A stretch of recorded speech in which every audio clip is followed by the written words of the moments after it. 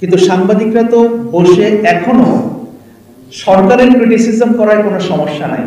আমি চাই যে সরকারের ক্রিটিসিজম হোক। আমাদের প্রধান উপদেষ্টা অধ্যাপক মোহাম্মদ ইউনূস তিনি নিজেও বলেছেন যে আপনারা আমাদের সমালোচনা করতে থাকেন, কিন্তু আমি সমালোচনার আড়ালে ফ্যাসিবাদী শক্তিকে আবার পুনর্বাসনের করার জন্য যদি চেষ্টা করি তাহলে সেখানে আমার আপত্তি আছে এবং এটাকে আমার এনকাউন্টার করতে হবে। কেন সাংবাদিকরা তার পজিশনে থেকে ওপেনলি আপনার সামাজিক যোগাযোগ মাধ্যমে তার সে মতাদর্শ প্রকাশ করবে? আপনার যদি মতাদর্শ প্রকাশ করতে হয়, ইউ লিভ জার্নালিজম, আপনি সাংবাদিকতা ছেড়ে দেন, এসে তারপর আপনারটা আপনি করেন। যেমন আমার মনে হয়েছে আমি সাংবাদিকতা ছেড়ে দিব, আমি ছেড়ে দিয়েছি। শফিক ভাইয়ের মনে হয়েছে শফিক ভাই সাংবাদিকতা ছেড়ে দিবেন, আপাতত ছেড়ে দিয়েছে, এবং সেটা তারা প্রকাশ করছে সাংবাদিক থেকে এবং অ্যাক্টিভিজম করে। বাংলাদেশের কোন মিডিয়ার কি সোশ্যাল মিডিয়া পলিসি আছে?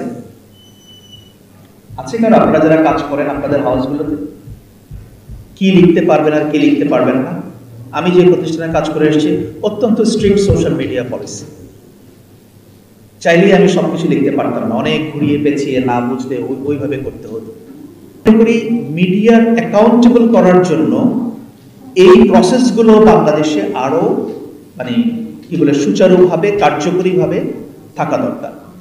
লাস্ট আর একটা কথা বলে শেষ করব, সেটা হচ্ছে যে আমাদের সাংবাদিকদের কথা। সেটা হচ্ছে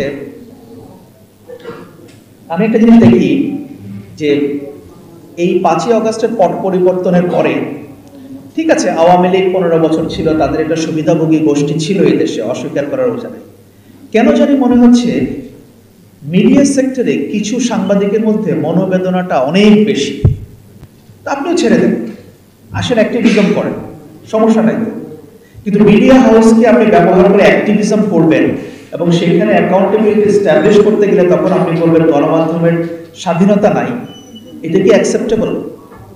আমিও তো একজন মানুষ, আমি যদি হিউমিলিয়েটেড হই আমার কি কোনো প্রতিকার নাই? আমার কি কোনো উপায় নাই গণমাধ্যমের বিরুদ্ধে প্রতিকার পাওয়ার? পৃথিবীর সব দেশেই আছে বহু নামি দামি গণমাধ্যম মিলিয়ন বিলিয়ন ডলার জরিমানা দেয় এভরি ইয়ার।